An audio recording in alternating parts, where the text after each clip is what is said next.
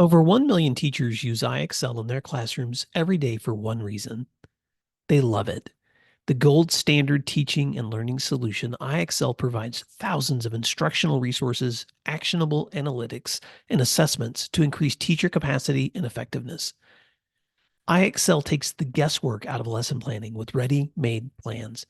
Built-in engagement tools such as customizable competitions make learning fun for students.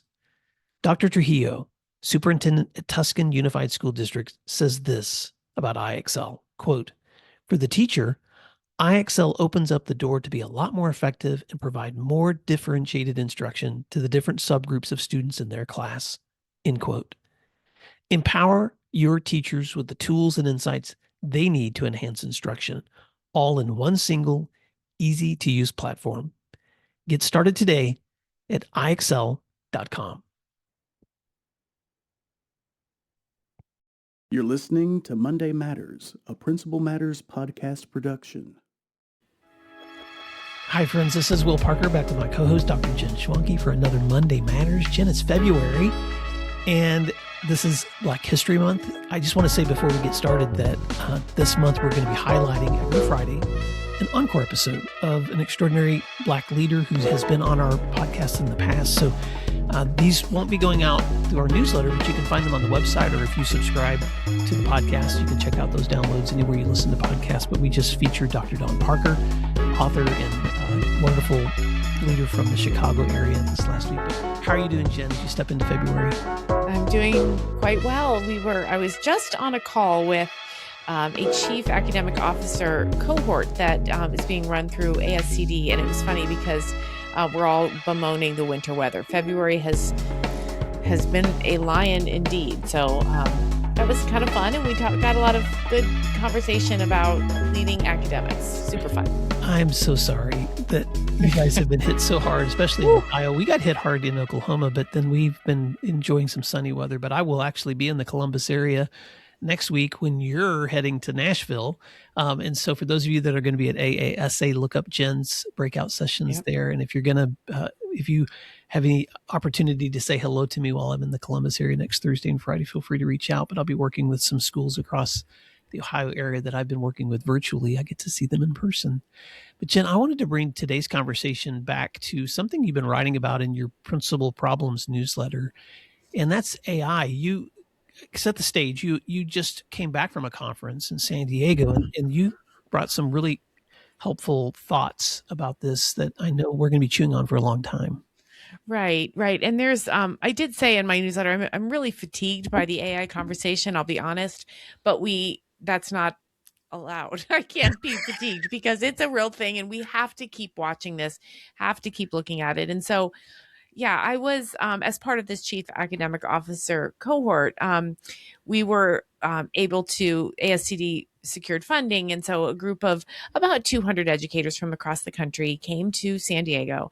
And it was really an incredible conference. We talked about, Generation AI and what that means in schools. And let me first say that there was a wide spectrum of readiness and understanding and engagement with AI across districts, which is not a surprise. But at the very far end of the spectrum was one gentleman who was very troubled because his district is trying to ban AI. And we all got a good chuckle, but he said, no, I'm serious. He said, I feel like I need to say, hey, this isn't something you can ban because it is here. It's being used.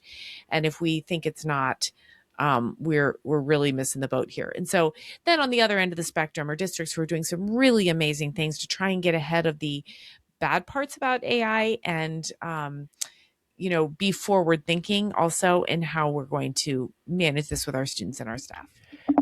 This is such an interesting time. And you said it, we can be as fatigued as we want about this conversation, but it's not going to go away for a long time. And in fact, this week when I received a copy of the School CEO magazine, friends of ours from Little Rock, Arkansas, they have a whole session on the AI issue. And so, Jen, tell us some of the things you learned at the conference. I've got lots of things I want to add to the conversation too. Absolutely. So I'll just a few points, as I think about this, as I worry about it, as I wonder, it occurs to me that this is the first time in education ever that students have as much information at their fingertips as their teachers do. Mm. Teachers used to get to decide when and how they were going to disseminate information, but literally at their fingertips, students can find out a fact, a date, a formula. They can do that. And so teachers no longer are the holders of the key. And I mean that figuratively, the teacher's key, right? The teacher's edition. I remember when I was a kid, I thought the teachers must be so smart because they had that really, really thick book and all the answers were in it. But now, students have that. And so, what is it that we as adults have that students don't? And what I would say there is we have experience because we've been around longer, and we have wisdom. And so I've got, 6 or 7 kind of takeaways that I'd love to dig into here, but I wanted to pause and see what you think about that concept that we're adults aren't holders of information anymore. Any thoughts on that? Well, we haven't been for a long time, but Right. I think it's even more accelerated now because with AI, there's the ability to do more than just accelerated searches. Right. There's the ability to do all kinds of creation and building and design and communication. And so anyone who's taken time to play around with or experiment with AI already knows what I'm talking about. If anyone's listening who hasn't, at some point you will, just because Right. it's an important tool that all of us are going to be learning. And there are dangers and benefits as we step into this conversation. Now, I don't want to ignore either one. So Right. go ahead, Jenna, take us through Right. some of those best takeaways first. Okay. Yeah, absolutely. So first, a shout out to Dr. Joseph South, Jessica Gardner, Brian Bound, and Richard Caluto from ASCD and ISTE for putting on this conference. So I want to say that there were a lot of really important humans behind this, which is an important point to make. But the first few points I'm going to make are caution points. The first is we've been besieged by vendors who are trying to sell, right? And they say things like, we use AI. And it's critical to know that we use AI is not the same as we use good AI. Everybody is really crazed right now to make money on AI. But we have to be really careful and think about the infrastructure that is building the AI that's being sold to us. Many small AI startups are what we would call wrappers, right? Thin layers of software that is sitting on top of some sort of infrastructure. And so it's important to think about. I think, Amazon, Microsoft, Google, those kind of infrastructures are strong and smart. A sister caution there is we do need to be prepared for some AI deaths. Companies are going to fold. Mergers are going to happen. And so if we choose a product or we go one direction, we have to know that all of this is changing rapidly. And so there's also with that some legal ramifications and concerns that are going to be coming up in terms of content scraping. And so just think about that don't invest, none of us should invest too fully in one thing because it might not be something that is around forever. And then another caution, and everybody knows this, but it's worth repeating, AI does not mean accurate. ChatGPT is very, very confident, right? But we shouldn't confuse confident with correct. It's still going to be critical that we look at the product that AI creates for us and see if that's actually what we mean, right? So those are some cautions. And before I go on to a couple of other points, I wanted to give you time, Will, to respond to that. Yeah, I first want to make a personal application that's also connected to our professional work, because I'm sure other people have had this experience too. ChatGPT came on the scene, 2 years ago now. We all started to figure out, what do you do with this as a tool? We were at first amazed at the ability of how quickly it can repeat back information, summarize information, redo information, all these things that AI can do. And even in my work, I began to try to figure out, okay, how can I be more clear? How can I clarify things I'm trying to say or communicate? But then there comes a point when and I've appreciated this about you, Jen, there comes a point when you have to be able to assure people of the authenticity of you. This is me. Mm-hmm. This is not Right. an AI talking to you. And I think that so that the pendulum's always going to be swinging. But I just want to encourage people that, to your point earlier, if AI can clarify and confirm and strengthen the perspectives that you have, that's important, but it can't replace the perspectives you have. You're responsible for your own wisdom. And at the That's end of right. the day, you're responsible for your own decisions and the way you communicate too. And so I just want to keep all that in context, because there's going to be a lot, and it's happening already. You and I get so many outreaches of people wanting to be on the show now, and that's not abnormal. But what's new is the AI generated responses. When we read them out loud, we can tell that this was written by a machine, not a person. And so that starts giving you that icky feeling too. Yeah. And so we don't want people on the other side of our schools or our leadership to get the ick factor going with our work or communication with them either. I got a couple emails last week, Will, where somebody was trying to, they wanted to market my book, and it was an AI generated email, and it told me all about me. It was really creepy. It was really creepy. I sent it to my editor at ASCD. I'm like, read this. And it felt really weird. They had clearly scraped websites to find out who they thought I was. It was Oh, weird. it's happening to me when I post on Facebook, when I post on Yep. YouTube, when I post. It's just like every place there is now, there's some kind of quick little response of something Yep. that's read something that you've posted and thinks it understands you. That's But right. it's Ooh. it's not a person. Very ick factor. Okay, so here's another takeaway. Teacher grading practices are really going to need to change. And so I think a lot of our teachers, myself included as an English teacher, I was very adept at skimming a short answer paragraph for some key words, or reading quickly through a student paper, and I'd mark it as accurate and grade it accordingly. But that's really not an option anymore. We're going to have to do close reads on student answers. This is just going to be necessary.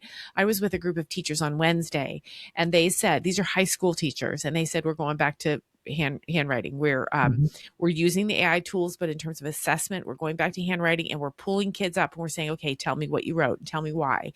And so I don't think this is a bad thing. I do think it's going to feel like more work, but I think it's just different work, and we will settle into that. Oh, that's so true. I'll throw this in. Our son, my son Jack, who's currently in college, is taking one course virtually this semester, and the professor has completely switched to all handwritten notes, Yep.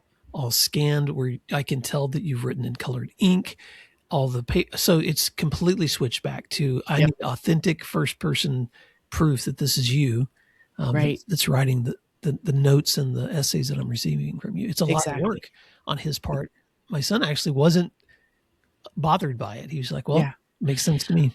I think students who have always been focused on their own learning and their own writing and reading are thrilled when that happens in the classroom. I really do.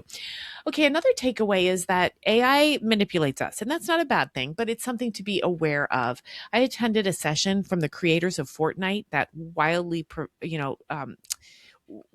famous, infamous, beloved game. And they talked about the specific things that they do to keep players engaged, gives them autonomy, makes them feel competent, and relates to what they care about. Okay, that's awesome. It really worked for Fortnite, clearly. But AI in general knows that. And so if you've done any reading about the scary AI companion thing that people have going on, autonomy, competence, and relatedness are what AI knows how to do. So it's critical that we know that it knows it, right? Mm-hmm. It's working on us. And so that's where our own autonomy and our own ability to think critically about content that's given to us is going to be more important than ever.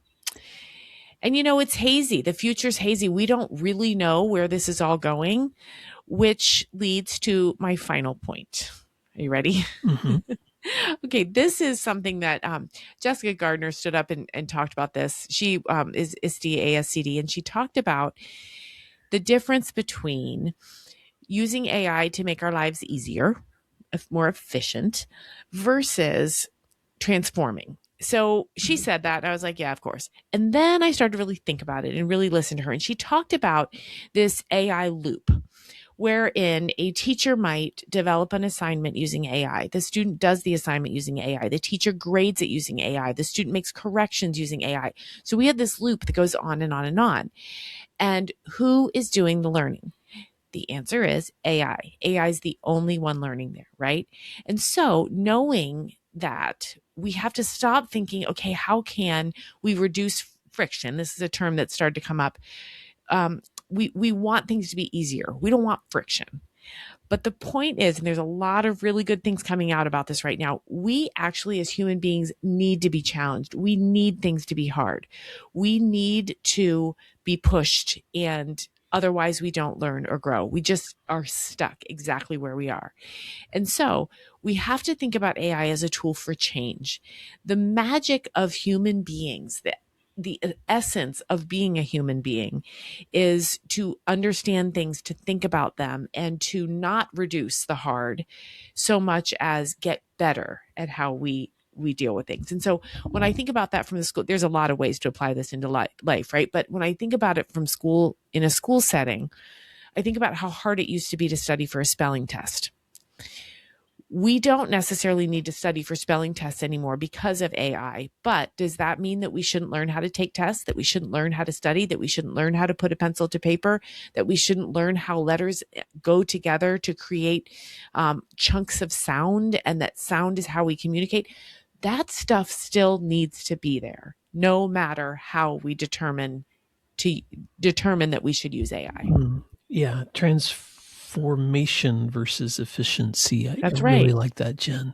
That's I want to right. say this too, just out loud, because who knows, maybe 10 years from now, I'll be listening back to this conversation and laughing at how little we knew. But, Right. this week in the news, and I'm just going to date this podcast because sometimes people listen to archived episodes, but just a couple of days ago, the Spanish government announced that they're planning to ban social media for teenagers. And a lot of US based tech companies are furious because we have no regulations in our country on tech companies at all. And a lot of European countries are now beginning to push back on what they've seen as addictive outcomes, kids that have a hard time discerning the difference between truth and lies, all the same things that we see happening in so much of the cultural chaos that we sometimes try to manage. And so on the one hand, you have this issue of free speech, and on the other hand, you have this issue of unregulated technology use. And I'm not going to try to speak to what policies you should embrace politically, but I'm just saying that out loud because 10 years ago, when we were introducing a lot of these other platforms, we were all still trying to figure out how we were going to use them to accelerate learning in the work that we're doing. And now we're watching the pendulum swing now to the other side of that politically. The same thing's going to happen with AI. It's a new tool that's going to accelerate faster than we understand. It's using large language models, and I'm not a tech person, but just based on what I'm reading and understanding, that are going to continue to accelerate and get stronger and stronger within their own communications. And so take a breath and just remember, every day as you step into learning, this is what I hear you saying, Jen, what are the things that we need present when, even if there's no technology available at all, which are critical thinking, resilience, problem solving, phonics, mathematics, all those things that we still need to be learning to do. Now, having said that, I'm going to also just be real that when I think about like practical uses of some of the AI uses, I'm just going to share some of the things that I do because I think sometimes they could be helpful. Is you're trying to figure out as a leader, okay, where can I put this? And I'm actually going to pull some examples also from that article I mentioned from School CEO, because they had a list of their own subscribers that wrote in what they're using it for. And a lot of these are communications people. So I'll give you an example. Sometimes in my work, when I'm trying to clarify something, maybe I've written an email and I think I'm clear, I might take it over to ChatGPT and say, please analyze this email and tell me where I'm not being clear. And sometimes it'll say, this sentence needs to be redone, or it might rewrite that a little bit differently. But I'll usually prompt it, maintain my original words. This is me, but make sure that I'm being as clear as I can. So, Jen, it can be a companion editor in those kinds of situations. But when it comes to some of the things I saw in this article that I thought were helpful, things like standard response protocols. Okay, maybe you have a standard way you respond when there's an emergency. Well, maybe you need a template for that. And that's a template where you could just pull that up, place it back into AI and say, now replace it with this time, this situation. And it can help refine that language so you don't sound crazy when you're trying to push something out that's that way. It can be a social media campaign prompter where you've got this thing you want to share, but it needs to be really short and pithy. And so it can give you some language that you could use to shoot something out from your school. It can be a transcript polisher. And I do this sometimes in my coaching sessions where Zoom is transcribing. And I'll take that, and I don't want to give everybody the whole transcript. I might put it in AI and say, now summarize this, but just with the main points that this person may want to have later to review. And it gives a quick summary of those things. So those are just a few, Jen, of the many, many things that AI is doing. But thanks for bringing your learning back to us, because I know that that's a pretty cool opportunity to get to sit with leaders in the industry from across the U.S. Any other surprises from that conference? It's surprising how immensely therapeutic it is to leave Ohio in January and go to San Diego. They gave us a break at one point. They're like, okay, there's snacks out there. I was like, snacks? And I went and stood on this part of the yard and looked up into the sky like a starving animal looking for food. So that was, of course I knew that, but I had forgotten how incredibly soothing sun on skin was. We're so much alike. I guarantee that you went for a run while you're out there too. I ran probably too far, but it was great. It was great. Well, Jen, thank you so much for bringing this conversation.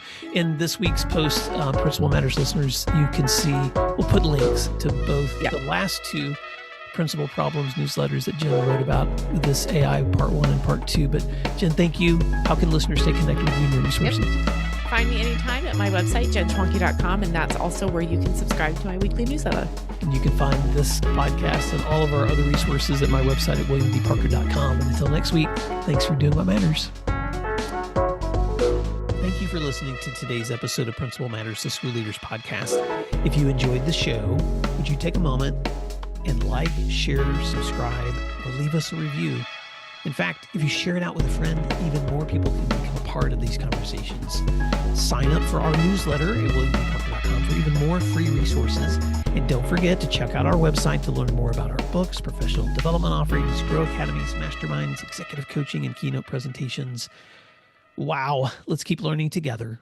And thank you for doing what matters. Monday Matters.